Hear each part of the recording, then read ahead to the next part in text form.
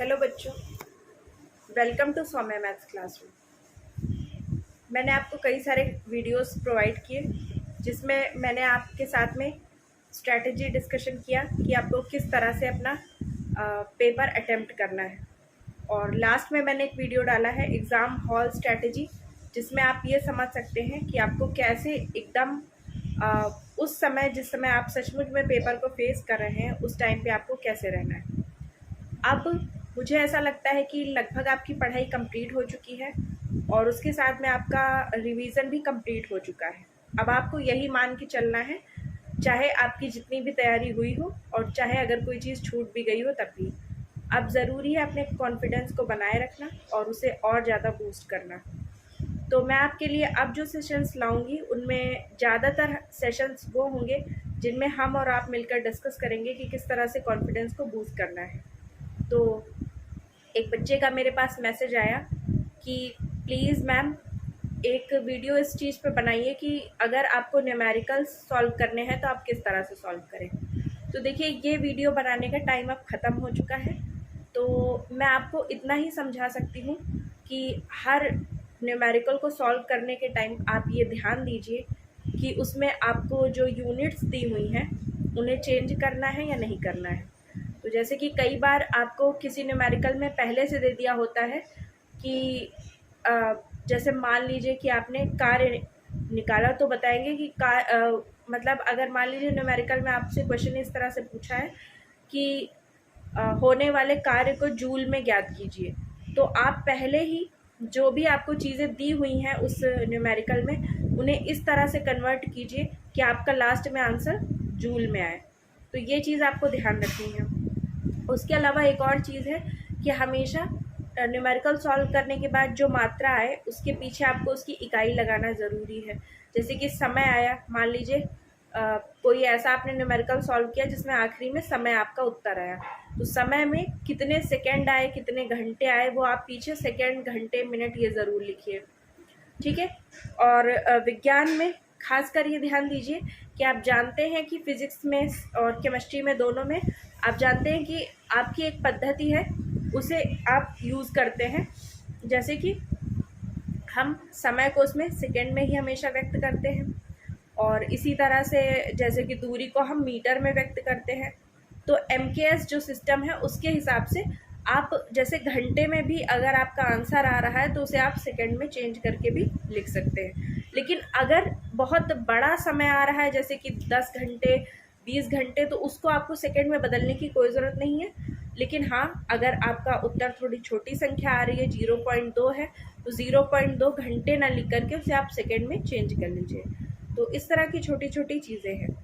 लेकिन बड़ी बात यह है कि कॉन्फिडेंस बनाए रखिए। आप ये सोच करके पेपर देने जाइए कि जो मैंने पढ़ा है वही पेपर में आने वाला है। क्योंकि मैंने भी ये चीज़ देखी है कि कई बार जब आप घबराए हुए होते हैं तो बहुत सी चीज़ें जो आपको आती हैं और वो भी स्किप हो जाती है। ऐसा मेरे साथ भी हुआ था। 12th क्लास में मेरा सबसे पहला पेपर था फिज़िक्स का। तो उसमें एक क्वेश्चन था जो बहुत ही ईजी था, बहुत ही ज़्यादा ईजी और काफ़ी स्कोरिंग था, और वो मेरा क्वेश्चन केवल हेजिटेशन की वजह से छूट गया था। तो उससे मेरा बहुत बड़ा नुकसान हुआ। अगर वो क्वेश्चन मेरा अटेम्प्ट हो जाता तो मेरे फिज़िक्स में भी डिस्टिंक्शन हो जाते। मेरे 5 सब्जेक्ट में से 4 में डिस्टिंक्शन थी और एक में केवल 2 या 3 नंबर से रह गई थी। तो अगर वो क्वेश्चन मैंने सही से अटेम्प्ट किया होता। और एक और चीज़ है, न्यूमेरिकल्स में आपको फुल मार्क्स मिलते हैं, उसमें नंबर इतनी आसानी से नहीं कटते हैं, बस आप अच्छी राइटिंग में लिखें और समझ में आना चाहिए। और अगर मेरा वो क्वेश्चन अटेम्प्ट हो गया होता तो एक और फ़ायदा होता है, जैसे कि अगर आप एक नंबर से भी रह गए, मान लीजिए जैसे मेरे थे 79.2%, तो 80% से बहुत थोड़ा सा कम था। तो एक ये होता है कि आपको 70 से 80 वाली सीरीज़ में रखा जाता है। अब जैसे आपको कभी भी कोई स्कॉलरशिप मिलनी होगी, मान लीजिए 80% से ऊपर वालों को मिलेगी, तो वो मुझे नहीं मिलेगी इसलिए क्योंकि मैं 80% से नीचे थी। अब भले मेरा बहुत कम नंबर से रह गया था। तो इस तरह से आप अपना नुकसान खुद कर लेंगे। तो इसलिए हेजिटेट मत होइए, ये सोच के जाइए। वो सभी को लगता है, हर एग्ज़ाम में लगता है। आप कोई भी एग्ज़ाम देंगे, अभी तो आप 10th या 12th का दे रहे हैं, जब इसके आगे आप कोई एग्ज़ाम देंगे, किसी कॉम्पिटिटिव एग्ज़ाम की प्रिपरेशन करेंगे, तो हमेशा हर सब सभी को, टॉपर्स को भी यही फील होता है कि उन्हें कुछ नहीं आ रहा है, कुछ याद नहीं हो पा रहा है, कुछ आ ही नहीं रहा है। पेपर देखने के बाद भी बहुत लोगों को ऐसा महसूस होता है। एक चीज़ याद रखिए, जो चीज़ आपकी मजबूत हो पेपर में उसी चीज़ पे ज़्यादा गौर कीजिए, और गौर करके आप उसमें जितना ज़्यादा से ज़्यादा अटेम्प्ट कर पाएँ उसे अटेम्प्ट कर लीजिए। उसके बाद में जो बच रहा हो, जहाँ पे आपको जो चीज़, जैसे मान लीजिए आपका थ्योरी ज़्यादा मजबूत है, प्रैक्टिकल या न्यूमेरिकल आपको नहीं आते हैं, तो न्यूमेरिकल्स पे पहले ज़्यादा ध्यान मत दीजिए, ठीक है? क्योंकि उसमें आप देखेंगे कि एक क्वेश्चन में दोनों न्यूमेरिकल ही आ गए हैं, अब उसमें आपको दोनों नहीं आ रहे हैं, तो वहाँ से क्या होगा, आपका कॉन्फिडेंस लूज़ हो जाएगा। तो पहले आप पूरा अपना क्वेश्चन पेपर वो अटेम्प्ट कर लीजिए जो आपको आता है। उसके बाद में आप उन चीज़ों को देखिए जहाँ पे आपको कुछ नहीं आता, अब आपको मजबूरी में न्यूमेरिकल सॉल्व ही करना पड़ेगा। तो कई बार इतनी ईजी चीज़ें आ गई होती हैं कि वो आपको आ जाती है। कोई ज़रूरी नहीं कि न्यूमेरिकल में आप बहुत बड़े 30 मार्क खाऊं तभी आप पेपर में एक भी न्यूमेरिकल लगा पाएंगे। हो सकता है कोई बहुत छोटी सी चीज़ हो, कभी कभी, क्योंकि पूरा पेपर कोई आपको फेल करने के लिए नहीं बनाया जाता। एग्ज़ाम में, कॉम्पिटिटिव एग्ज़ाम्स में तो होता है कि लोगों को कम करना होता है, लोगों को छांटना होता है, और बोर्ड एग्ज़ाम में तो ज़्यादा से ज़्यादा बच्चों को पास कराना होता है। तो पेपर उन्होंने इस हिसाब से सेट किया होगा। कुछ पेपर, कुछ जो हिस्सा होगा, कुछ क्वेश्चंस बहुत डिफ़िकल्ट होंगे, कुछ डिफ़िकल्ट होंगे, कुछ इजी होंगे, कुछ मीडियम होंगे, तो कुछ बहुत इजी वाले भी होंगे। तो कई बार बहुत छोटे छोटे से न्यूमेरिकल्स आ जाते हैं, बहुत ही छोटे।